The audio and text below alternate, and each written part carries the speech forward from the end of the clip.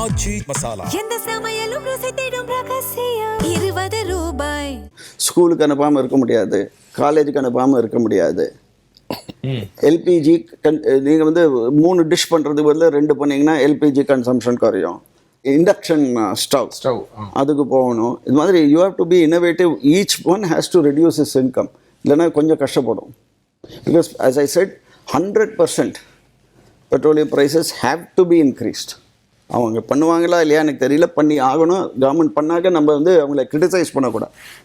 we have to support them and come. இது அவங்க பண்ண பிரச்சனை இல்லைங்க. இது வந்து யாரோ எங்கேயோ சண்டை போடுறாங்க. இப்படி ஒரு விமர்சனம் இருக்கு இல்லையா? அவங்க பிரிகாஷன்ஸ் ப்ராப்பரா எடுத்திருந்தாங்கன்னா இது ஓரளவுக்கு கண்டெய்ன் பண்ணிக்க முடியும். சண்டே நம்மளால சண்டையை நிறுத்திக்க முடியுமா? முடியாது. இல்ல, சண்டை நடந்துருச்சு, அது நம்ம கையில இல்ல. ஆமா, அதன் பிறகு வர்ற பிரச்சனைகள் இதெல்லாம் வரும் அப்படின்றத முன்கூட்டியே கணித்து கொஞ்சம் ஒரு முன்னெச்சரிக்கை நடவடிக்கையா சிலதை அவங்க என்ன பண்ணாங்க, கவர்மெண்ட் வந்து can only increase strategic reserve. அது ஏற்கனவே 45 டேஸோ 65 டேஸோ வச்சிருக்காங்க. அதை காட்டில் அவங்களால ஒன்றும் பெட்ரோலே பண்ண முடியல. என்ன பண்ணியிருக்க முடியும்னா சண்டை போட்ட நிலையிலேருந்து பெட்ரோல் விலையை ஏற்றிருக்கணும். அது பண்ணாதது தான் குறை சொல்ல முடியும். அது வந்து பல பேர் அதை வந்து சப்போர்ட் பண்ண மாட்டாங்க என் ஸ்டேட்மெண்ட்டை.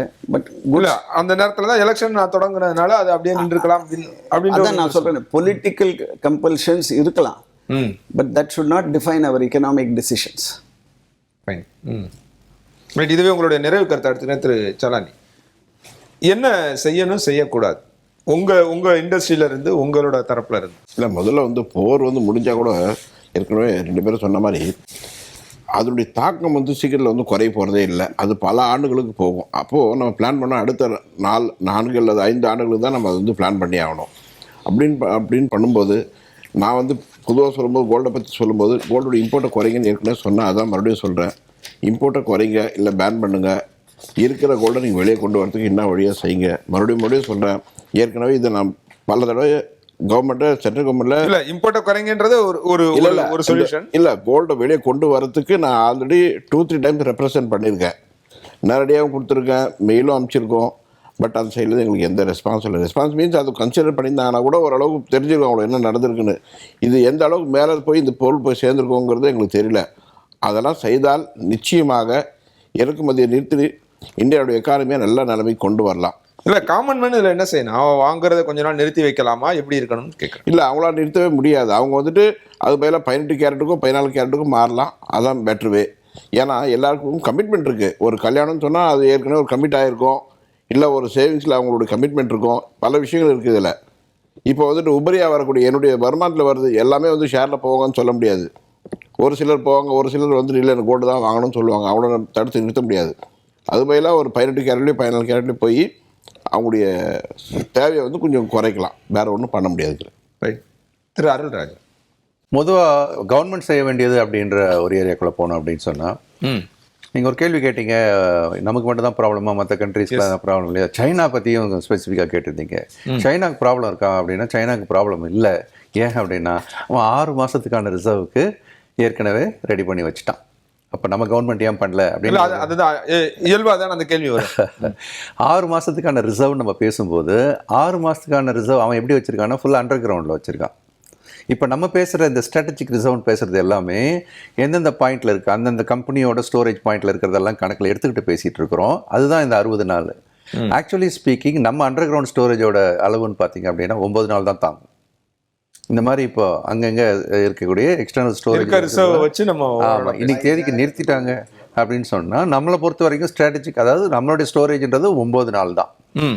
ஸோ அப்போ கவர்மெண்ட் வந்து இது கூட பார்த்தீங்கன்னா எப்போ இந்த லாஸ்ட்டு கெப்பாசிட்டின்னு பார்த்தீங்கன்னா 2008-09 மன்மோகன் பீரியடில் பண்ண ஒரு இன்ஃப்ராஸ்ட்ரக்சர் டெவலப் பண்ணுறது. அதுக்கப்புறம் இந்த மாதிரி ஒரு ஸ்டோரேஜை பற்றி யோசிக்கவே இல்லை அதுக்கப்புறம் கவர்மெண்ட்ஸ் அப்படின்றது. கவர்மெண்ட்டு பொலிட்டிக்கலாக நான் அதை சொல்லலை, இன்ஃப்ராஸ்ட்ரக்சரலி இதெல்லாம் ஃபோர்ஸி பண்ணவே இல்லை, அதை பற்றி யோசிக்கவும் இல்லை. சைனா யோசிச்சாங்க, நம்ம யோசிக்கல அப்படின்ற இடத்துல தான் இதை நம்ம சொல்ல வேண்டியிருக்கு. கவர்மெண்ட்டு இப்போ என்ன பண்ணணும் அப்படின்ற இன்னொரு கேள்வியும் வைக்கும்போது, இப்போ உடனே கடை எல்லோரும் டேங்கை ஃபில் பண்ணுறாங்க, டபுளாக வாங்குறாங்க எல்லாம், அந்த ஹோர்டிங்கை ஸ்ட்ரிக்டாக நிறுத்தணும். அதை ரேஷன் பண்ணணும். கடை இப்போ ஒருத்தருக்கு வந்தால் நீ டேங்க்லாம் ஃபுல் பண்ணுவேன், 10 லிட்டர் வேணால் போட்டுப்போம் அப்படின்ற மாதிரி ஏதாவது ஒரு அந்த லிக்விடிட்டி க்ரைசிஸை அவங்க மேனேஜ் பண்ணணும். இது முதல் விஷயமாக நம்ம பார்க்கணும். ரெண்டாவது அப்படின்னு பார்க்கும்போது இப்போது நோக்கம் என்ன, கன்சம்ஷன் ஆஃப் பெட்ரோல் டீசலை கம்மி பண்ணணும் அப்படின்னு சொல்லும்போது இந்த ரிமோட் ஒர்க் இருக்கு இல்லையா, ஒர்க் அட் ஹோம், அதை வந்து மேண்டேட்டரியாக கூட ஆக்கி விட்டுடலாம். இந்த செக்டாருக்கெல்லாம் ஐடி கம்பெனியாக எல்லாம் 100% எல்லாம் நீங்கள் ஒர்க் அட் ஹோம் தான் அப்படின்னாவே அவங்க கார் எடுத்துக்கிட்டோம். இப்போ ஐடி கம்பெனியில் இருந்தால் கார் எடுத்துகிட்டு போகிறதெல்லாம் வாய்ப்பு இருக்கும். இன்னொன்று என்ன அப்படின்னு, பட் ஆனால் அதே நேரத்தில் ஒர்க் ஃப்ரம் ஹோம்னு வரும்போது ப்ரொடக்ஷன் பாதிக்கப்படாதா? அது வந்து கம்பெனி தான் பதில் சொல்லணும் இதுக்கு. இருந்தாலும் அந்த எம்ப்ளாயிஸ் பாயிண்ட் ஆஃப் வியூவில் சொல்கிறேன், தெரிஞ்ச சோர்ஸ் வரைக்கும் போகும்போது ப்ரொடக்டிவ் ஒன்றும் பெருசாக அதில் பாதிக்கிற மாதிரி தெரியல. சில துறைகளில் பெரிய அளவில் பாதிப்பு இருக்காது. இப்போ நீங்கள் குறிப்பிட்ற மாதிரி ஐடி செக்டாரில் வந்து பெரிய பாதிப்பு இருக்க போகிறது கிடையாது, வீட்டில் இருந்தே ஒர்க் பண்ண முடியும் அப்படின்ற மாதிரி பண்ணலாம். பட் ஆனால் அலுவலகத்துக்கு வந்தோ இப்போ ஃபிசிக்கல் ஒர்க்கு தேவைப்படுற இடத்துல அவங்க வீட்டில் இருந்து ஒர்க் பண்ணுறாங்க அப்படின்னா ஆப்வியஸ்லி ஃபிசிக்கல் இடத்துல வீட்டில் இருந்து ஒர்க்கே பண்ண முடியாது. இப்போ ஃபேக்ட்ரியில் ப்ரொடக்ஷன் பண்ணால் அங்கே தான் வந்து வேலை பார்த்தாகணும், அது வந்து சொல்ல முடியாது. ஆனால் இப்போ வீட்டிலேருந்தே ஒர்க் பண்ணக்கூடிய ஒரு விஷயம், ஒரு அக்கௌண்டன்ட் ஆஃபீஸ் தான் வந்து வேலை பார்க்கணுமா, இன்டர்நெட் இதுன்னு அவர் அங்கேருந்தே கூட பண்ண முடியல. ஒரு எக்ஸாம்பிளுக்காக சொல்கிறேன் நான். இந்த மாதிரி எந்தெந்த வேலையெல்லாம் ஒர்க் அட் ஹோம் பண்ண முடியுமோ அதெல்லாம் அவங்க மேண்டேட்ரியாக, இப்போ நீங்கள் வந்து ஆப்ஷனலாக சொல்லிட்டு இருக்கிறோம், மேண்டேட்ரியாக மாற்றிங்கன்னா உடனே அதில் ஒரு இம்பாக்ட் தெரிய ஆரம்பிச்சிடும் அப்படின்றது. மூணாவது அப்படின்னு பார்க்கும்போது மேண்டேட்ரி ஆக்குறதுக்கு அரசு முன்வர, அரசு வந்து அரசோட பாயிண்ட் ஆஃப் வியூவில் தான் இப்போ நம்ம சொல்லிட்டு இருக்கோம். ஹோர்டிங்கை தடுக்கணும், இதை மேண்டேட்ரி ஆக்கணும், ரிமோட் ஒர்க்கு. அடுத்தது வந்து இந்த பப்ளிக் டிரான்ஸ்போர்ட் அப்படின்ற ஒரு ஏரியாவில் கொஞ்சம் முடிஞ்ச வரைக்கும் இந்த எலக்ட்ரிக் பஸ்ஸஸ் இந்த மாதிரியான விஷயத்தில் கூட அவங்க ஃபோக்கஸ் பண்ணலாம். முக்கியமாக ஆல்டர்னேட் எனர்ஜியில் இப்போ ஃபோக்கஸ் பண்ண வேண்டிய நேரம் வந்தாச்சு. இப்போ நம்ம பார்த்தீங்கன்னா எலக்ட்ரிக்கல் வெஹிக்கிளுக்கு முன்னாடி முன்னுரிமை கொடுத்தாங்க, அதுக்கு கொஞ்சம் கன்செஷன் கொடுத்தாங்க, அதெல்லாம் இருந்தால் அப்போ திரும்பி அதெல்லாம் கொஞ்சமாக பின்னாடி எடுத்துட்டாங்க. இப்போ திரும்ப என்ன பண்ணணும், த்ரஸ்ட் பண்ணணும் அது மேலே, இவி வெஹிக்கிள்ஸ் மேலே த்ரஸ்ட்டை கொடுக்கறது மூலமாக ஸோ தட் இவி வெஹிக்கிள் பாப்புலேஷனை கூட்டி அதன் மூலமாக கன்சம்ஷனை வந்து, அது வந்து லாங் டேர்ம் மெஷர் தான். பிரதமர் அதை அடிக்கொட்டிட்டு காட்டுறாங்க. அதுக்காக நீங்கள் புதுசாக போய் இவி வாங்கி செலவு பண்ணாதீங்க, இவி இருக்கிறத எக்ஸ்டெண்ட் பண்ண பாருங்க அப்படின்னு சொல்கிறாரு. அவரோட பாதுகாப்பு அந்த கான்வாயில் இருக்க வெஹிக்கிளோட நம்பர்ஸையும் குறைச்சிருக்காரு, முன்மாதிரியாக இருக்குன்னு சொல்லி. அதை பார்த்து நீங்கள் பார்த்துருப்பீங்க நிறையா செய்திகளை, நிறையா பிஜேபி மூத்த நிர்வாகிகள், சிஎம் இப்போ பீகார் சிஎம் நடந்தே போறாரு, 500 மீட்டர் டிஸ்டன்ஸ் அவர் இருக்க இடத்துல இருந்து தலைமைச் செயலகத்துக்குன்னா வெறுங்காலில் நடந்தே போறாரு அப்படின்ற இதெல்லாம் பார்க்க முடியுது. ஓகே, அதெல்லாம் சிம்பாலிக்காக நல்ல விஷயமா எடுத்துக்கலாம். பட் அதெல்லாம் ட்ராமா அது. பட் இருந்தாலும் நம்ம அதை ஒரு ஜெஸ்டராக சிம்பாலிக்காக எடுத்துக்கலாம் தான். பொதுமக்கள் பண்ண வேண்டிய விஷயங்கள் அப்படின்னு சொல்லும்போது இந்த பேனிக் பையிங் ஃபஸ்ட்டு நிறுத்திடணும். ஏன்னா இப்போ 60 நாளுக்கு நமக்கு சப்ளை இருக்குது, 9 நாளைக்கு அண்டர் கிரவுண்டில் இருக்குது. ஸோ இப்போ ஓடி போய் இன்றைக்கி போய் அடித்து பிடிச்சி மூச்சு பிடிக்க நின்று ராத்திரி பூரா க்யூவில் நின்று பெட்ரோல் போட்டு 2 நாள் கழிச்சு காலியாக இருக்கும் பெட்ரோல் பங்க். அப்போ இன்றைக்கி ஓடினது வந்து வேஸ்ட். ஸோ அதனால் அந்த மாதிரி ஓடி பிடிச்சி அது தேவையில்லாத ஒரு பேனிக் பைக் பண்ண வேணாம் அப்படின்றதும். அடுத்தது வந்து பப்ளிக்கும் வந்து முடிஞ்ச வரைக்கும் பப்ளிக் டிரான்ஸ்போர்ட்டை யூஸ் பண்ணலாம். அவங்க தனித்தனியாக அப்போ இந்த லாங் ட்ரைவ் போகிறாங்கலாம் இருக்கு இல்லையா, அதெல்லாம் பேன் பண்ணிடணும். ஃபேமிலியாக லாங் ட்ரைவ், இல்லைன்னா ஒரு ஆள் மட்டும் கார் எடுத்துக்கிட்டு ஒரு லாங் டிஸ்டன்ஸ் போய்ட்டு அது மாதிரி விஷயத்தெல்லாம் குறைக்கணும் அப்படின்றது. கார் பூலிங் அப்படின்றத என்கரேஜ் பண்ணணும். மூணாவது வந்து வீட்டில், இப்போ சார் கரெக்டாக சொன்னார், வீட்டில் பார்த்தீங்கன்னா கேஸ் ஸ்டவ்க்கு பதிலாக இண்டக்ஷன் ஸ்டவ் இந்த மாதிரிலாம் கொஞ்சம் யூஸ் பண்ணணும். இப்போ எனர்ஜி பாயிண்ட் ஆஃப் வியூவில் எங்கெங்கெல்லாம் வந்து ஆல்டர்னேட் எனர்ஜி யூஸ் பண்ணணும், சோலார் எனர்ஜி யூஸ் பண்ண முடியுமோ அதை பற்றிலாம் இப்போ சீரியஸாக யோசிக்க ஆரம்பிக்கணும். நாளைக்கே இது உதவுமா அப்படின்றத யோசிக்கிறதை தாண்டி இதை வந்து அடுத்து வந்து 6 months 9 months 1 year இல்லை நெக்ஸ்ட் இயர்னு வச்சுக்கோங்களேன். நெக்ஸ்ட் இயர் நம்ம இப்போ எவ்வளோ ஆயில் இம்போர்ட் பண்ணுறோமோ அதில் ஒரு கணிசமான அளவு, இப்போ 6 லட்சம் பேரல் நம்ம தினம் கன்சியூம் பண்ணுறோம் அப்படின்னா அட்லீஸ்ட் ஒரு 10% 20% அடுத்த வருஷம் குறைச்சாவே that is well and good. So அந்த மாதிரியான ஒரு மெஷரையும் நம்ம யோசிக்கணும் அப்படின்றது டொமஸ்டிக் பாயிண்ட் ஆஃப் வியூவில்.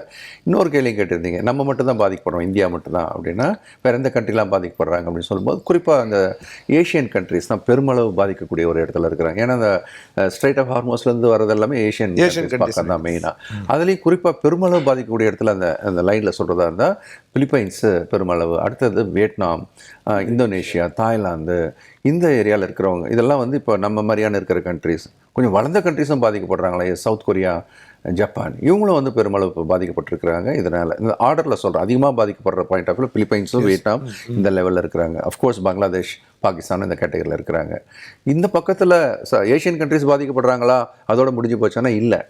அங்கே கத்தார்லேருந்தும் எங்கே போகணும், யூரோப்புக்கு போகணும் அப்படின்னு பார்க்கும்போது இப்போ ஜெர்மன் அங்கே பாதிக்கப்படுறாங்களா. ஏன்னா ஜெர்மன் வந்து ரஷ்யனோட ஆயில் கேஸை தான் 70% வாங்கியிருந்தாங்க. இப்போ அது பூரா நிறுத்திட்டு கத்தார் கூட அக்ரிமெண்ட் போட்டு அங்கேருந்து இப்போ கேஸ் போயிட்டுருக்கேன். இப்போ அங்கேருந்து வரலை அப்படின்ற ஒரு கண்டிஷன் வந்து வரும்போது இப்போ ஜெர்மன் பெருமளவு பாதிக்கப்படக்கூடிய இடத்துல அவங்க பார்த்தீங்கன்னா சர்ச்சேஜ் 30% போட்டு ஏற்றிட்டாங்களாம்.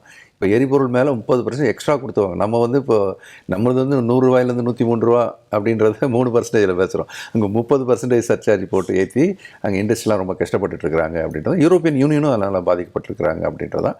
ஆக இது உலக பொருளாதாரமும் பாதிக்கப்படக்கூடிய இடத்துல தான் இப்போ இருக்குது. இந்தியா அப்படின்றதும் பெருமளவு பாதிக்கக்கூடிய இடத்துல இருக்குது இன்ஃப்ளேஷன் அடிப்படையில். இப்போ நம்ம பேசின இந்த மெஷர்ஸ் சின்ன சின்ன மெஷராக இருந்தாலும் ஒவ்வொருத்தரும் கொஞ்சம் கான்ட்ரிபியூட் பண்ணும்போது கண்டிப்பாக இந்த கிரைசிஸை மேனேஜ் பண்ண முடியும். ஆல்டர்னேட் எனர்ஜியில் ஃபோக்கஸ் பண்ணுறது ஒரு சொல்யூஷனாக இருக்கும். எந்த சமையலும் ருசி தேடும் ரகசியம் 20